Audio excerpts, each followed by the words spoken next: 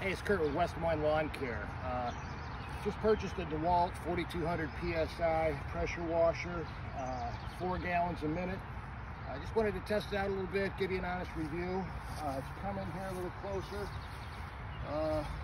You can see it's pretty much like most pressure washers in that it's just solid build. You got a Honda GX motor, a 390 here, pushing out again 4 gallons per minute. You have a real simple quick connect for your heads here from 0, 15, 25, 40. These, as you can see, real simple.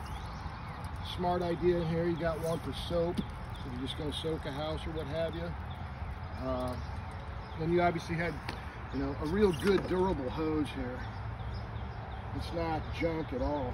A good wand. So we'll just test it out real quick. See how simple this is to start. Turn it on. Got my water going to the line. First, quick connect. I'm just going to try a little sample here on some sidewalk. Take this 40 degree in here. Put it on. Got my water going.